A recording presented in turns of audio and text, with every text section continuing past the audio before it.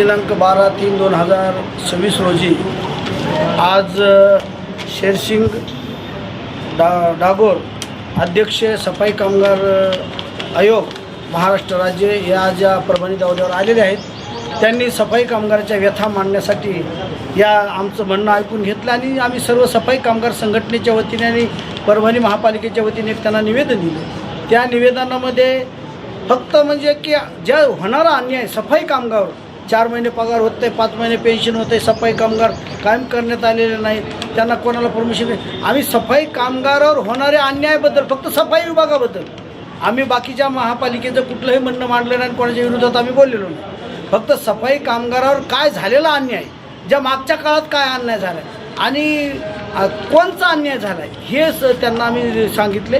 एक मागण्यावर आम्ही 10 ते 15 मागण्या चर्चा केली त्यांना की त्यांनी सांगितलं सविस्तर हे मार्ग लावल्याशिवाय मी जाणार नाही। कलेक्टर ऑफिसला बी या आणि महापालिकेमध्ये आढावा बैठक आहे, त्या बैठक आम्ही अनुदानाचा काही विषय आहे, पगार किती होतोय ते सांगितलं, पगाराला पैसे लागतात किती ते सांगितलं। ज्या महापालिका अंतर्गत ज्या मागण्या आहेत त्यांच्यापुढे आम्ही 10 मागण्यांचं निवेदन दिलेलं आहे।